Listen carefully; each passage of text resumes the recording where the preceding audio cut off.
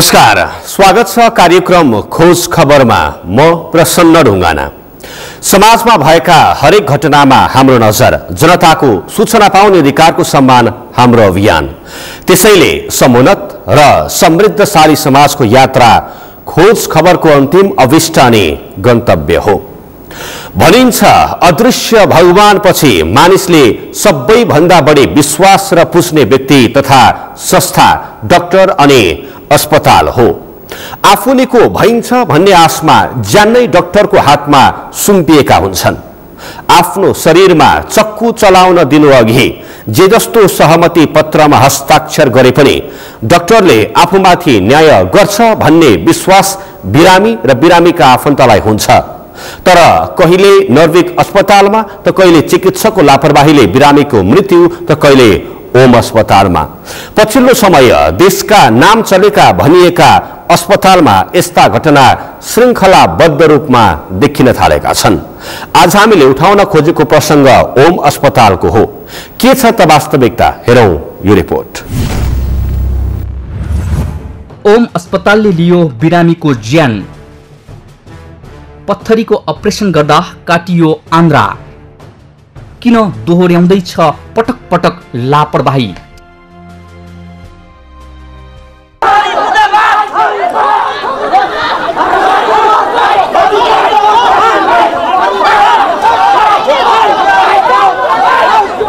उपचारका क्रममा चिकित्सकको लापरवाहीका कारण बिरामीको मृत्यु भएपछिको ओम अस्पताल परिसरमा देखिएको दृश्य हो यो।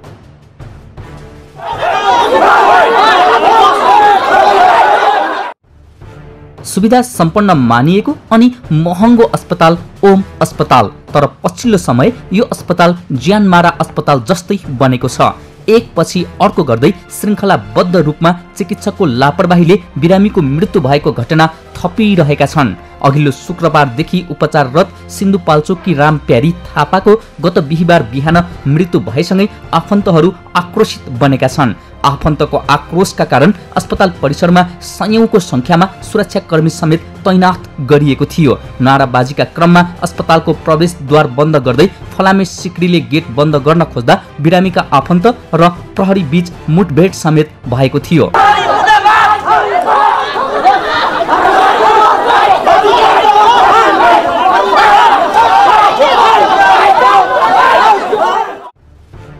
अघिल्लो शुक्रबार नै गरिएको अपरेसनपछि सिकिस्त बनेकी राम प्यारीलाई 6 दिनसम्म बिरामीको स्वास्थ्य अवस्था सुधार रहेको भन्दै झुक्क्याएर उपचार खर्च असुलिरहेको मृतकका आफन्तको भनाइ छ।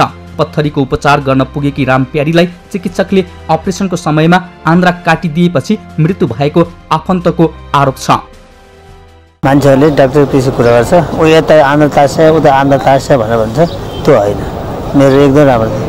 मेरो बुढीको त्यो चाहिँ पित्तको थैलीको अपरेसन गर्दाखेरिमा अब पित्तको थैलीको अपरेसन गर्नुपर्छ आन्द्रामा हाल्नु हालेर पल पार्दैछ।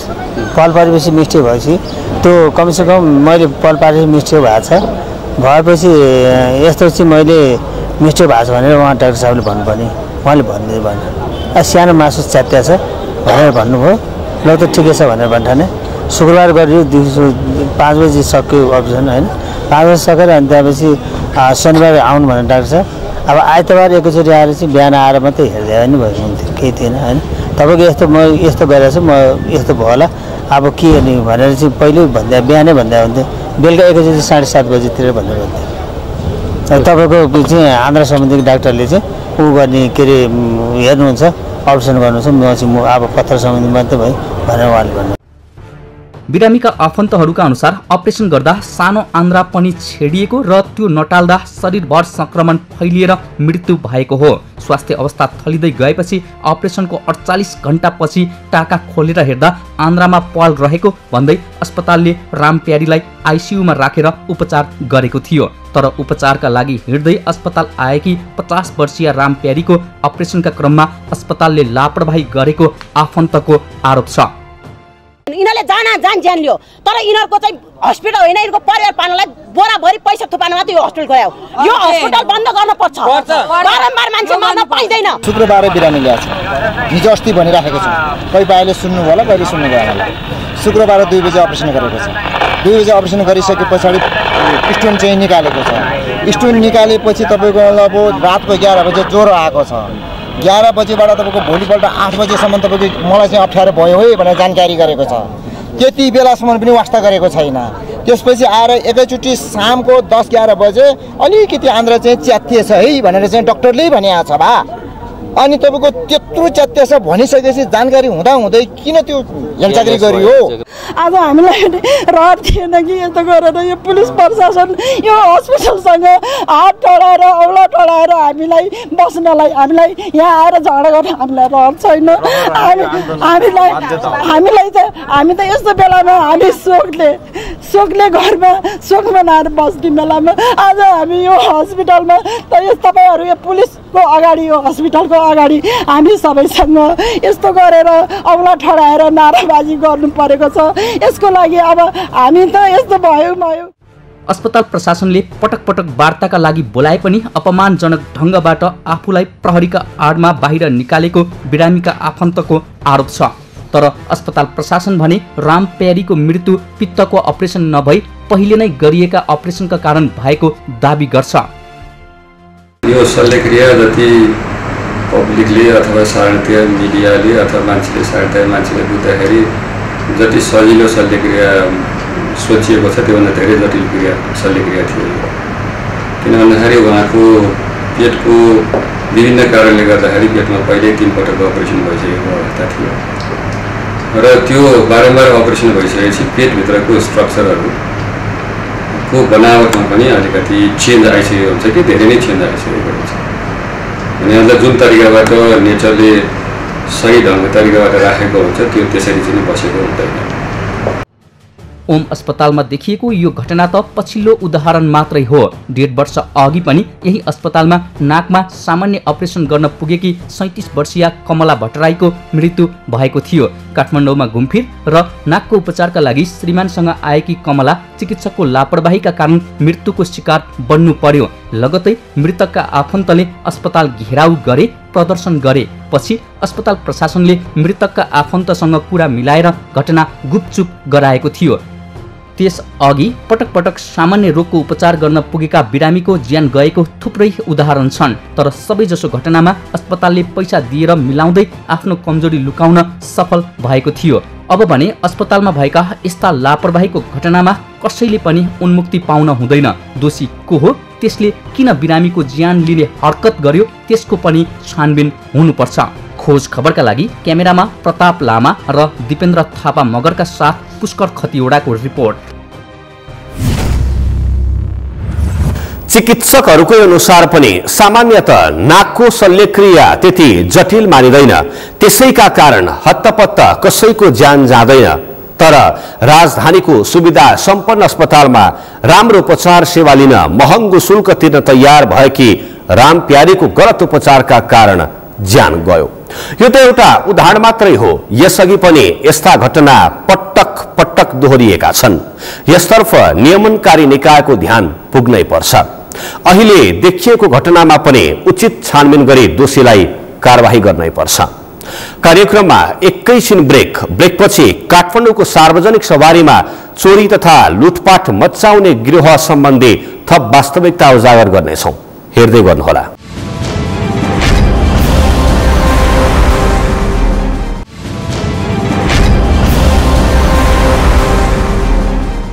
ब्रेकपछि स्वागत छ। कार्यक्रम हो खोज खबर। भनिन्छ चोरका 1000 दाउ। हुन पनि अहिले राजधानीमा रहेका पाकेटमार तथा चोरहरूले पनि यस्तै नयाँ तरिका अपनाउने गरेको पाइएको छ। पछिल्लो साता यता प्रहरीले राजधानीका सार्वजनिक सवारीमा पाकेटमार गर्नेहरूलाई धम्माधम पक्राउ गर्न थालेसँगै कोड भाषा प्रयोग गरेर पाकेट मार्ने गरेको नयाँ रहस्य खुलेको छ। पाकेटमारमा संलग्न गिरोहका सदस्यहरूले भिडभाड भएका सार्वजनिक यातायातमा 2-2 जनाको समूहमा चढ्ने र पैसा भएको व्यक्तिलाई चारैतिरबाट घेरेर पाकेटमारी गर्ने गरेको प्रहरीको दाबी छ। के छ त वास्तविकता, हेरौं यो रिपोर्ट। राजधानीमा पाकेटमारको बिगबिगी। पाकेटमारको निशानामा सार्वजनिक सवारी। पाकेटमारीमा युवती तथा महिला सक्रिय।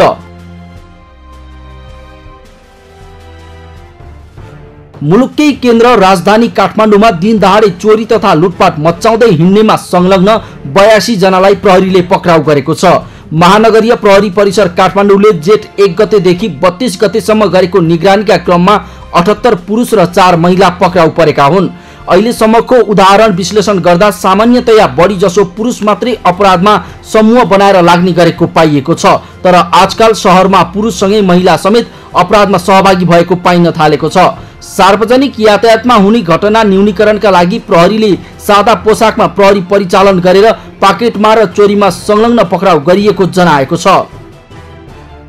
ज्येष्ठ नागरिकहरू विरुद्ध हुने, बालबालिका विरुद्ध हुने अभद्र व्यवहारहरू यस्तो चाहिँ न्यूनीकरणको लागि चाहिँ हामीले हाम्रै सादा पोसाक प्रहरीहरूलाई पनि हामीले परिचालन गरेको अवस्था थियो र यो क्रममा चाहिँ अहिलेसम्मको डाटा हेर्दा हामीले त्यस्तो विभिन्न किसिमका अपराधहरूमा पाकेटमारी, अभद्र व्यवहार, अब सेक्सुअल एक्सप्लोइटेसन जस्ता अब अलिकति ह्यारासमेन्टका कुरा, सेक्सुअल ह्यारासमेन्टका घटनाहरूमा संलग्न हामीले 82 जना जम्मा, जसमा 78 जना पुरुष र 4 जना महिला चाहिँ हामीले नियन्त्रणमा लिन सफल भएका छौँ।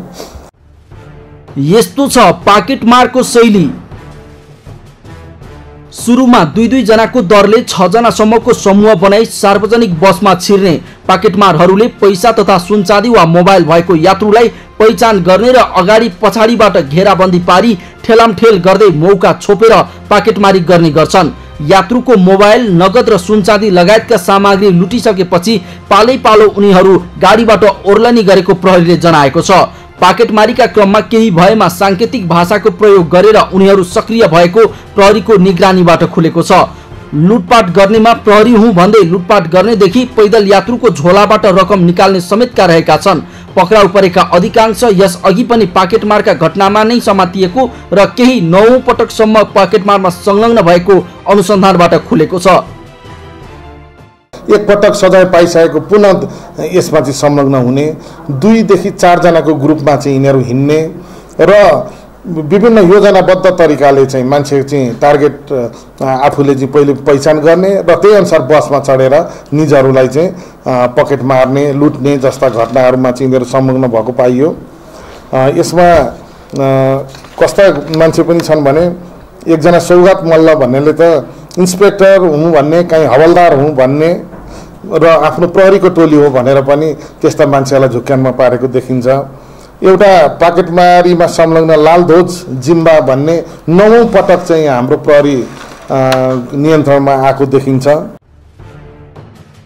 यस्ता छन् पाकेटमारले प्रयोग गर्ने सांकेतिक भाषाहरू। पैसा, द, मोबाइल, कान, पाकेटमार पीडित, रामे, पाकेटमारी गर्ने मास्टर, काशी, पैसा धेरै छ, टानको द, पैसा थोरै छ, जुटको द, गाडी, कान्छा, केटा, छापा, केटी, भद्री, पुलिस आयो, ठुल्दै आयो, ड्राइभर, माम, खलासी, माले, गाडीबाट झरेर भाग, टप्की, गाडी भित्रै अगाडि सर, अकल जा, गाडी भित्रै पछाडि सर, चिछल जा। पाकेटमारलाई के छ कानुन? पाकेटमारीलाई कानुनले भिन्न भिन्न वर्गीकरण गरेको छ। पाकेटमार गर्दा गर्दै रंगे हात पक्राउ गरिए चोरी, समूह बनाएर गरिए लुटपाट र सामान फेला नपरी अभद्र व्यवहार हुने नियम छ। कारबाहीका हकमा भने पहिलो पटक पाकेट मार्नेलाई 1 महिना जेल सजाय र बिगो बराबरको जरिमाना, दोस्रो पटक पाकेट मारेको पाइएमा 2 महिना जेल र बिगो बराबरको जरिमाना अथवा दुवै सजाय हुन सक्ने कानुनी प्रावधान रहेको छ। अहिले प्रहरीले पक्राउ गरेका अधिकांश 20 देखि 25 वर्ष उमेर समूहका रहेका छन्। पाकेटमारबाट प्रहरीले 6 लाख भन्दा बढी रकम बरामद गरेको छ। साथै 21 थान मोबाइल, 2 थान ल्यापटप लगायतका अन्य सामग्री रहेका छन्, जसमध्ये कानुनी प्रक्रिया पुर्याएर केही फिर्ता गरिएको प्रहरीले जनाएको छ। खोज खबरका लागि क्यामेरामा प्रताप लामाका साथ पुष्कर खतिवडा, काठमाडौँ।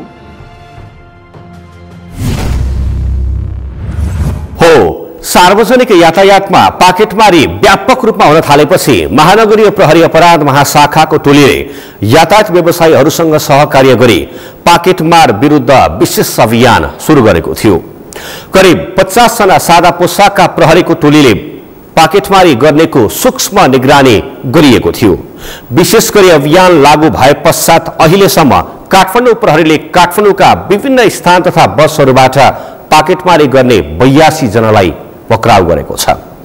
हवस् त आजको लागि कार्यक्रम खोज खबर यति नै। कार्यक्रम खोज खबरका विषयमा कुनै प्रतिक्रिया छन् भने हामीलाई khojkhabar@sagarmatha.tv मा इमेल गर्न सक्नुहुन्छ अथवा फोन नम्बर 01570604 मा फोन पनि गर्न सक्नुहुन्छ।